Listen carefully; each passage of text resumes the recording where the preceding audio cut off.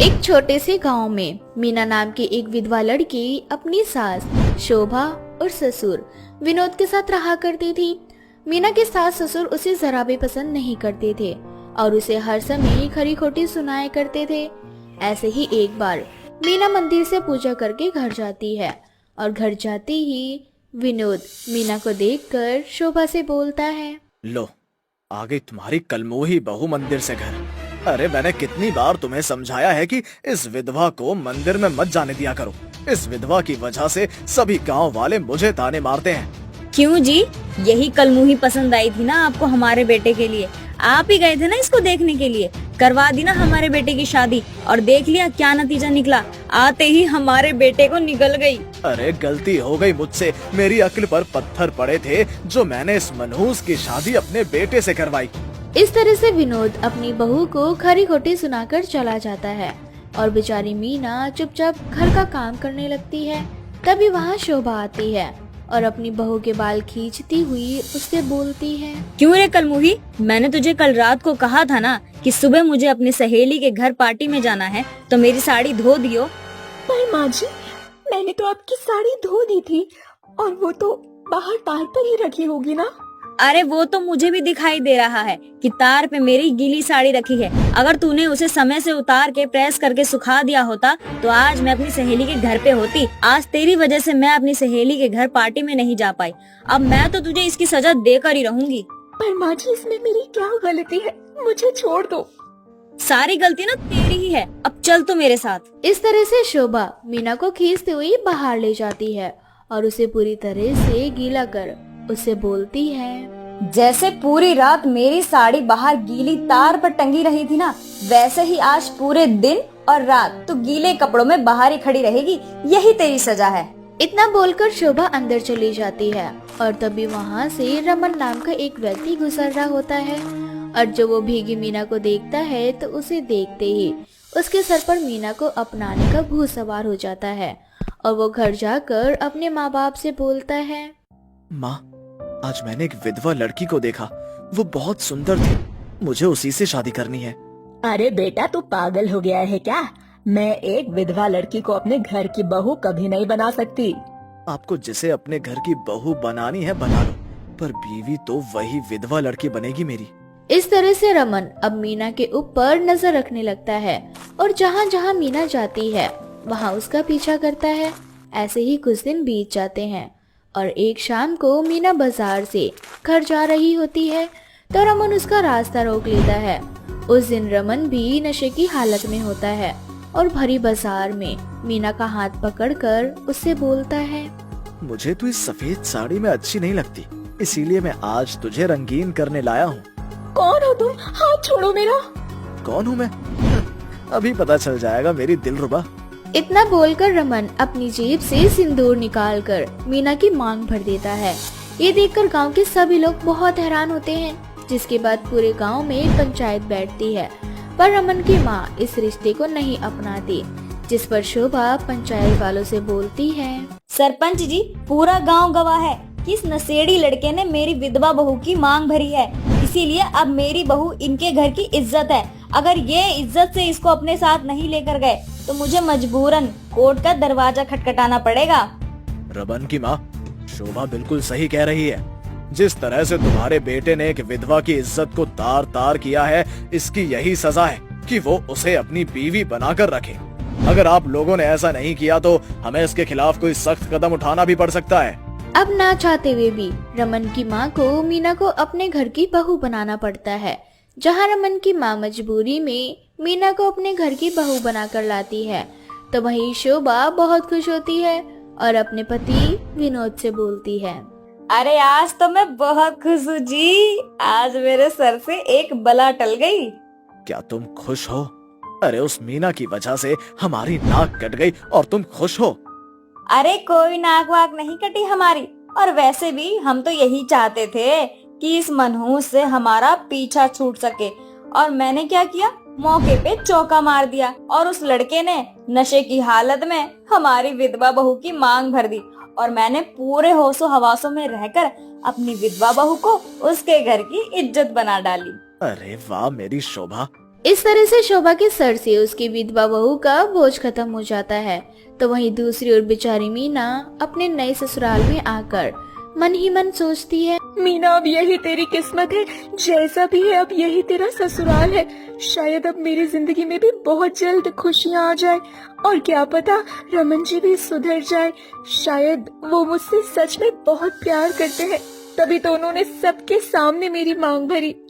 मीना ये सोचकर बहुत खुश हो रही होती है कि अब उसकी जिंदगी में भी खुशियाँ होंगी। मीना ये सब कुछ सोच ही रही होती है कि तभी रमन एक लड़की के साथ कमरे में आता है और जब मीना इसका विरोध करती है तो रमन उसे खूब पीटता है और अपने कमरे से धक्के मारकर निकाल देता है। ये देखकर मीना फूट फूट कर रोने लगती है और तभी वहाँ रमन की माँ आती है जो मीना से बोलती है, अरे अब रो क्यों रही है? मुझे तो पहले से ही पता था मेरा बेटा तुझसे कोई प्यार व्यार नहीं करता। वो तो तू उसकी नजरों को भा गई थी, इसलिए उसने तेरी मांग भर दी। और एक बात याद रखना, तू इस घर की कोई बहू रानी नहीं है, वो तो पंचायत की वजह से हमें तुझे यहाँ रखना पड़ रहा है। तू इस घर में सिर्फ और सिर्फ एक नौकरानी है, तो इसीलिए तू हमेशा अपनी हद में रहना, समझी? इस तरह से रमन की माँ मीना को खरी खोटी सुनाकर वहाँ से चली जाती है। समय यूं ही बीत जाता है। अब रमन और उसकी माँ मीना पर खूब अत्याचार करते हैं। अत्याचार सह सह कर अब मीना अपनी जिंदगी से हार मान लेती है और अपने ऊपर हो रहे अत्याचार को अपनी जिंदगी बना लेती है और खुद से बोलती है, हे माता रानी, मुझसे ऐसी कौन सी गलती हुई थी जिसकी मुझे इतनी बड़ी सजा मिल रही है? जब मेरे पहले पति जिंदा थे बस तब तक मुझे ससुराल का सुख मिला। उनके जाने के बाद मैंने सिर्फ और सिर्फ अत्याचार ही सहा, पहले विधवा बनकर और अब सुहागन बनकर। मीना अब इसी तरह से अपनी जिंदगी को कोसती और अपनी सास और पति के अत्याचारों को सहती रहती। ऐसे ही एक दिन मीना छत के किनारे खड़ी होकर कपड़े उतार रही होती है कि तभी रमन की माँ पीछे से आकर मीना को धक्का देने ही वाली होती है कि मीना वहाँ से हट जाती है और रमन की माँ नीचे गिर जाती है। ये देख मीना जल्दी से अपनी सास को हॉस्पिटल ले जाती है, जहाँ वो अपनी सास को अपना खून देती है और इस तरह से रमन की माँ की जान बच जाती है। पर जब रमन की माँ होश में आती है और उसे सच्चाई का पता चलता है तो उसे अपनी गलतियों का एहसास होता है और वो मीना से बोलती है, मैंने तुझ पर इतना अत्याचार किया, मेरे बेटे ने तुझ पर इतना अत्याचार किया, मैंने तुझे आज जान से मारने की कोशिश भी की और फिर भी तूने आज मेरी जान बचाई। माँ जी वो कहते हैं ना, मारने वाले से बचाने वाला ज्यादा बड़ा होता है। अब आप आराम कीजिए, आपको आराम की जरूरत है। मीना के दयाल तो देखकर रमन की माँ को खुद पर शर्मिंदगी महसूस होती है और वो दिल से मीना से माफी मांगती है। तो वहीं दूसरी ओर जब रमन को मीना के बारे में पता चलता है तो उसे भी अपनी गलतियों का एहसास होता है और जिसके बाद रमन अय्याशी करना और शराब पीना छोड़ देता है। जिसके बाद रमन और उसकी माँ दोनों ही मीना को दिल से अपना लेते हैं और इस तरह से मीना की जिंदगी में खुशी की सौगात आ जाती है। सुरेखा अपनी गरीब माँ पुष्पा और अपने छोटे भाई रतन के साथ रहा करती थी। सुरेखा बहुत छोटी थी जब उसके पिताजी की मृत्यु हो गई थी। उसके पिताजी के देहांत के बाद उसकी माँ पुष्पा ने ही अकेले दोनों भाई बहनों को पाला पोसा था और उनको पढ़ाया लिखाया था। सुरेखा अपनी पढ़ाई पूरी करके घर आती है पर वो देखती है कि उसकी माँ घर पर नहीं है। जिसके बाद सुरेखा अपने छोटे भाई रतन से बोलती है, रतन, माँ कहाँ है? आज मैं इतने दिनों बाद घर आई हूँ और माँ घर पर नहीं। दीदी तुम कैसी बात कर रही हो? भला इस समय माँ कहाँ जा सकती है? माफ करना छोटे, भूल गई थी। अच्छा तो घर में ही रहना और पढ़ाई करना, मैं भी माँ से मिलकर आती हूँ। इतना बोलकर सुरेखा अपनी माँ के पास जाती है, जहाँ रोड के साइड पर सुरेखा की माँ पुष्पा नान और दाल मखनी बेच रही होती है। अब सुरेखा आराम से जाती है और अपनी माँ की आंखें बंद कर बोलती है, कौन है? पहचानो कौन? पुष्पा सुरेखा की आवाज सुनते ही सुरेखा को पहचान जाती है और हंसती हुई अपनी बेटी से बोलती है, पहचान लिया, मेरी प्यारी बिटिया सुरेखा, जो कि आज 5 साल बाद अपनी हॉस्टल मैनेजमेंट की पढ़ाई पूरी करके घर आई है। अब सुरेखा अपनी माँ के सामने आती है और दाल मखनी खाते हुए अपनी माँ से बोलती है। माँ, आपके हाथों में आज भी वही स्वाद है जो 5 साल पहले था। आप खाने में क्या डालते हो? आप जानते हो, मैंने होटल मैनेजमेंट की पढ़ाई की, वहाँ हर तरह का खाना बनाना सीखा। अब आपकी बेटी बहुत जल्दी एक बहुत बड़ी शेफ बन जाएगी। पर अब तक मेरे हाथों को वो स्वाद नहीं जो आपके हाथ की दाल मखनी में है। माँ, बेटा, ये एक जादुई दाल मखनी है। इसके बारे में मैं तुझे अभी नहीं बता सकती। तू मेरे साथ घर चलना, फिर मैं तुझे इस जादुई दाल मखनी के बारे में बताऊंगी। क्या माँ, आप भी ना, आपकी मजाक करने की आदत अभी तक नहीं गई। सुरेखा अपनी माँ पुष्पा से बात कर ही रही होती है कि तभी कुछ ग्राहक आ जाते हैं, जो सुरेखा को देख पुष्पा से बोलते हैं। अरे पुष्पा बहन, ये तुम्हारी ही बेटी है ना, जिसके बारे में तुम बताया करती थी? हाँ भाई साहब, और वैसे आज आपके ऑफिस के लिए कितने एम्प्लॉय के लिए दाल मखनी पैक कर दूं? अरे पुष्पा बहन, आपके हाथों की दाल मखनी तो मेरे ऑफिस के सभी स्टाफ को पसंद है, इसीलिए तो वो अपने घर से सब्जी नहीं लेकर आते। अब तो आप समझ ही गई होंगी कि मुझे कितनी दाल मखनी चाहिए। अब पुष्पा कुछ दाल मखनी पैक करके देती है और वह आदमी दाल मखनी लेकर वहाँ से चला जाता है। इसी तरह से शाम हो जाती है और पुष्पा अपना ठेला लेकर अपनी बेटी सुरेखा के साथ घर चली जाती है। घर जाने के बाद सुरेखा अपनी माँ पुष्पा से बोलती है। माँ, आज मैं तुम्हारे पास आई थी, तब तुमने मुझे बताया था कि तुम्हारी दाल मखनी कोई साधारण दाल मखनी नहीं बल्कि जादुई दाल मखनी है। मुझे तो लगा था कि तुम मजाक कर रही हो, परंतु जब मैंने वहाँ आते हुए हर ग्राहक को देखा तो मुझे विश्वास होने लगा कि शायद तुम मजाक नहीं कर रही। माँ, मुझे बताओ ना, तुम्हारी ये दाल मखनी जादुई कैसे हुई? बेटा, जब तू और रतन बहुत छोटे थे ना, तब तेरे पिताजी हमें छोड़कर चले गए।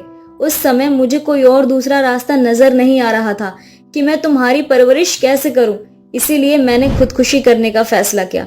और एक दिन जब तू और रतन सो रहे थे, तब रात के अंधेरे में मैं पहाड़ी से कूदने के लिए चली गई। फ्लैशबैक। पुष्पा पहाड़ियों से कूदकर खुदकुशी करने वाली ही होती है कि तभी वहाँ एक साधु आ जाता है और वो पुष्पा को पकड़ लेता है और उससे खुदकुशी करने की वजह पूछता है, जिस पर पुष्पा साधु से बोलती है।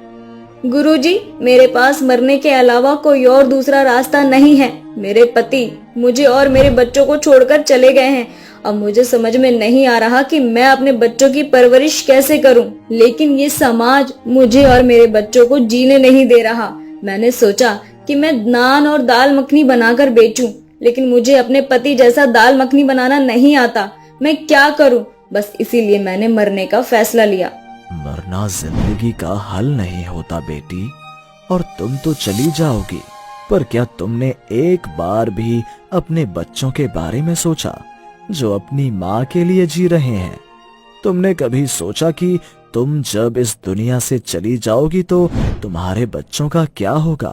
साधु की बातें सुनकर पुष्पा को अपनी गलती का एहसास होता है और वो साधु से बोलती है। आप बिल्कुल सही कह रहे हैं गुरुजी। मैं अनजाने में बहुत बड़ी गलती करने जा रही थी, लेकिन गुरुजी, मुझे समझ में नहीं आ रहा कि मैं क्या करूं। मेरे पति के पास एक ठेला था जिस पर वो नान और दाल मखनी बनाकर बेचा करते थे, लेकिन मुझे उनके जितना स्वादिष्ट दाल मखनी बनाना नहीं आता और मेरे सारे ग्राहक मुझसे नाराज होकर चले गए। मेरे पास खाने को कुछ भी नहीं है। मुझे समझ में नहीं आ रहा कि मैं अपने बच्चों का पेट कैसे पालूं। पुष्पा की दुख भरी कहानी सुनकर साधु पुष्पा को अगले दिन अपनी कुटिया में आने को कहता है। अब अगले दिन पुष्पा साधु की कुटिया में जाती है, जहाँ साधु पुष्पा को एक मंत्र सिखाते हैं। ओम गुरु गुरु गुरुदेवाय नमः। पुत्री, जब तुम इस मंत्र को पढ़कर दाल मखनी बनाओगी तो वो अति स्वादिष्ट बनेगी। अन्नपूर्णा देवी नमः, स्वास्थ्य देवी नमः। और जब तुम इस मंत्र को पढ़ोगी तो तुम्हारी जादुई दाल मखनी को खाने वाला हर रोगी व्यक्ति बिल्कुल स्वस्थ हो जाएगा। ये कुछ मंत्र हैं जो सिर्फ तुम अपनी दाल मखनी के लिए ही प्रयोग कर सकती हो। इन मंत्रों से जब तुम अपनी दाल मखनी बनाओगी तो तुम्हारी दाल मखनी जादुई दाल मखनी में बदल जाएगी। पुष्पा साधु से वो 2 मंत्र सीख जाती है और घर आकर जब दाल मखनी बनाती है तो उस दाल मखनी पर वो मंत्र पढ़कर फूंकती है। मंत्र फूंकते ही दाल मखनी में से एक तेज रोशनी निकलती है, जिसके बाद पुष्पा दाल मखनी को बेचने के लिए बाहर जाती है।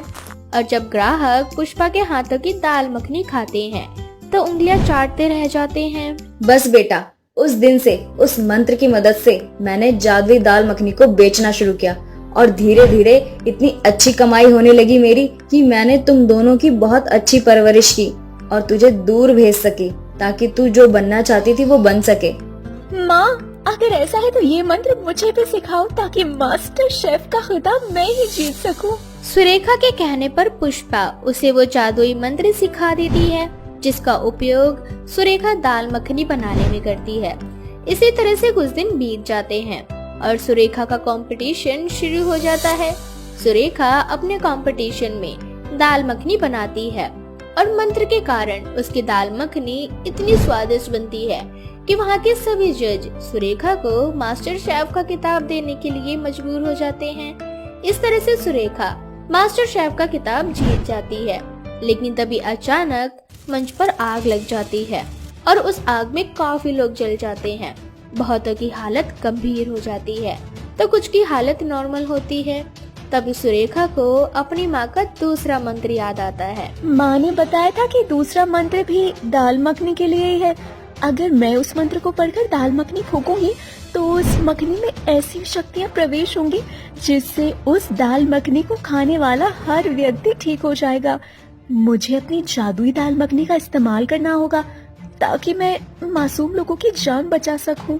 सुरेखा जल्दी से दाल मखनी बनाती है और उस दाल मखनी में उसी मंत्र को पढ़ती है। अन्नपूर्णा देवी नमः, स्वास्थ्य देवी नमः।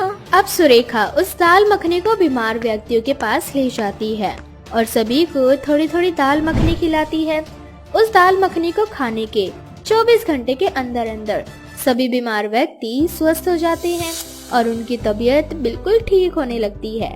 ये देखकर वहाँ के सभी डॉक्टर्स भी हैरान हो जाते हैं और सुरेखा खुद भी हैरान हो जाती है।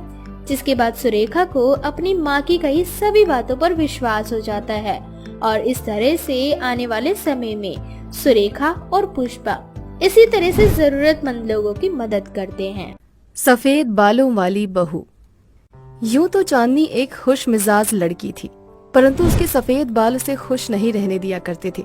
एक बार की बात है, चांदनी बाहर मार्केट में सामान लेने जाती है। तभी उसकी टक्कर एक आदमी से होती है और वो आदमी चांदनी से बोलता है, अरे अरे माफ करना आंटी जी, मैंने आपको देखा नहीं। क्या कहा? आंटी? अरे आंटी होगी तेरी बीवी। बुढ़े, अपनी उम्र और मेरी उम्र देखी है? तू मेरी बाप की उम्र का है और मुझे आंटी बोल रहा है?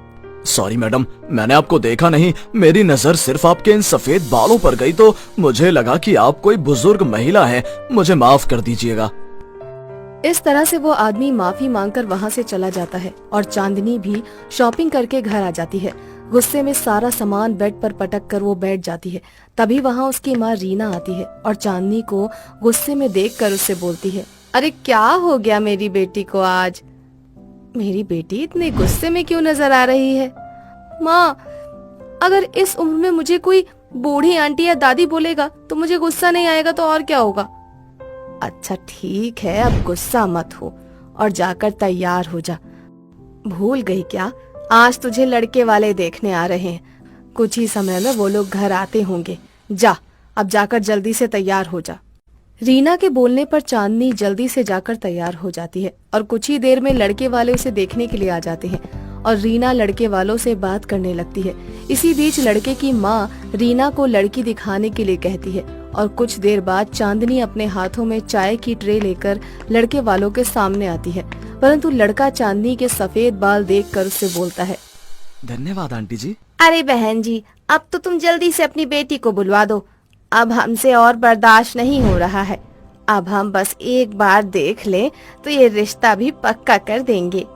लड़के वालों की ये बात सुनकर चांदनी को बहुत गुस्सा आता है और वो गुस्से में चाय की ट्रे टेबल पर रखती है और उन लोगों से बोलती है, मैं ही हूँ वो लड़की जिसे तुम लोग देखने आए हो। तुम लोगों को मेरे सफेद बाल ही नजर आ रहे हैं, मैं नहीं नजर आ रही। अरे मेरे सिर्फ सफेद बाल हैं, मैं बुढ़िया नहीं हूँ। चांदनी लड़की वालों पर भड़क जाती है, जिसके बाद रीना चांदनी को शांत करती है और उसे कमरे में जाने को कहती है। अब रीना लड़के वालों से माफी मांगती हुई बोलती है, अरे बहन जी, चांदनी की तरफ से मैं आप लोगों से माफी मांगती हूँ।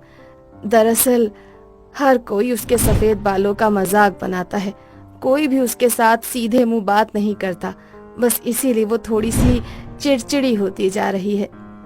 अरे बहन जी, जो सच है इंसान तो वही बोलेगा ना, और ऐसी लड़की को हम अपने घर की बहू नहीं बना सकते हैं। माफ कीजिएगा बहन जी, चल बेटा। लड़के वाले रिश्ता तोड़कर वहाँ से चले जाते हैं, जिसके बाद चांदनी अपनी माँ के पास आती है और अपनी माँ से बोलती है, माँ, मेरे सफेद बालों की वजह से इन लोगों ने भी रिश्ता तोड़ दिया ना। माँ, मैंने सोच लिया है कि अब मैं अपने बालों में कलर करूंगी। अब मैं और भीड़ में अपना मजाक बनता हुआ नहीं देख सकती। मैं भी चाहती हूँ कि लोग मुझे पसंद करें, मेरे साथ रहे। बेटा, मैं भी चाहती हूँ कि तुझे तेरी खुशियाँ मिले, पर एक झूठ के साथ नहीं। तू खुद सोच, अगर आज तू बाल में कलर करवा लेगी और किसी से शादी कर लेगी, और कल को जब वो कलर तेरे बालों से निकलेगा तो लोगों को तेरे सफेद बालों का सच पता चल जाएगा, और जब उन्हें तेरी सच्चाई का पता चलेगा तो क्या होगा? सोचा है तूने? माँ, मैं कल के बारे में इतना नहीं सोचती। मैं आज में जीने वाली लड़की हूँ, और आज मैंने सोच लिया है कि मैं अपने बालों में कलर करवाऊंगी और अपने सफेद बालों को काला करूंगी। फिर देखना कैसे मेरे पीछे लड़कों की लाइन लगती है। इस तरह से चांदनी अपने सफेद बालों में कलर करवा लेती है और अपने बालों को काला कर लेती है। काले बाल होने के बाद उसकी शादी भी एक बहुत अच्छे घर में राजीव नाम के लड़के से हो जाती है। चांदनी ससुराल में जाकर बहुत खुश थी, परंतु अब उसके बालों का कलर धीरे धीरे निकल रहा था। अब उसके सफेद बाल नजर आने लगे थे। ऐसे ही एक दिन चांदनी रसोई में होती है, तभी वहाँ उसकी सास रुक्मणी आ जाती है और वो अपनी बहू के सफेद बाल देखकर उससे बोलती है, बहू, तेरे बालों को क्या हो गया? तेरे बाल अचानक से सफेद कैसे हो गए? ये सुनते ही चांदनी अपने सफेद बालों को छुपाने लगती है और अपनी सास से बोलती है, अब माँ जी, ये तो नेचुरल है, एक आधे बाल तो हर किसी के सफेद हो जाते हैं। इस तरह से चांदनी अपने सफेद बालों का बहाना बना लेती है और कमरे में जाकर खुद से बोलती है, क्या करूं? मैंने जो अपने बालों में कलर करवाया था उसका असर अब खत्म हो रहा है। अब मुझे बाहर जाकर अपने बालों में फिर से कलर करवाना होगा। पर मेरी पुरानी ख्यालात की सासू माँ मुझे तो घर से बाहर ही नहीं जाने देती। अब मैं क्या करूं? इस तरह से चांदनी बाहर जाने के मौके देखने लगती है, परंतु रुक्मणी के होते हुए वो घर से बाहर नहीं जा पाती और धीरे धीरे उसके बालों का कलर भी खत्म होने लगता है। अब आधे से ज्यादा बाल चांदनी के सफेद नजर आने लगते हैं। ये देखकर रुक्मणी को उसके सफेद बालों का राज पता चल जाता है और एक दिन वो गुस्से में चांदनी से बोलती है, बहू, ये सब क्या है? तुम्हारे बाल धीरे धीरे सफेद कैसे हो रहे हैं? तुम्हें अभी घर में आए 1 महीना भी नहीं हुआ और तुम्हारे आधे से ज्यादा बाल सफेद हो चुके हैं। कहीं ऐसा तो नहीं कि तुम्हारे सारे बाल सफेद हों और तुमने हम लोगों को धोखा दिया हो? रुक्मणी की ये बात सुनकर अब ना चाहते हुए भी चांदनी को अपने सफेद बालों का सच बताना पड़ता है। चांदनी के सफेद बालों का सच सुनकर रुक्मणी उससे बहुत नाराज होती है और उससे बोलती है, बहू, ये तुमने हमारे साथ सही नहीं किया। अगर हमें पहले पता होता कि तुम्हारे बाल सफेद हैं, तो हम अपने बेटे राजीव की शादी तुमसे कभी नहीं करते। तुम नहीं जानती, पर तुम्हारे ये सफेद बाल हमारे लिए कितनी शर्मिंदगी की बात है। तुम्हारी वजह से अब हमें लोगों के बीच मजाक का पात्र बनना पड़ेगा। पर माँ जी, इसमें मेरी क्या गलती है? मैं इकलौती तो नहीं हूँ जिसके सफेद बाल हैं। रुक्मणी चांदनी की एक नहीं सुनती और उससे बात करना बंद कर देती है, परंतु राजीव अपनी बीवी चांदनी का साथ देता है और उससे बोलता है, चांदनी, तुम फिक्र मत करो, माँ शुरू से ही ऐसी हैं। वो कुछ दिन तुमसे नाराज रहेंगी, परंतु कुछ दिनों में पहले की तरह ठीक हो जाएंगी और मुझे फर्क नहीं पड़ता तुम्हारे इन सफेद बालों से। मुझे तुमसे प्यार है, ना कि तुम्हारे बालों से।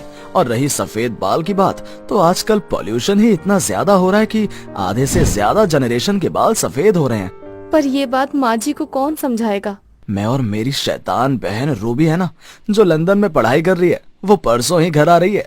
अब वही माँ की सोच बदल सकती है, बस तुम देखती रहना। अब राजीव अपनी बहन रूबी को फोन करता है और उसे सारी बात बताता है।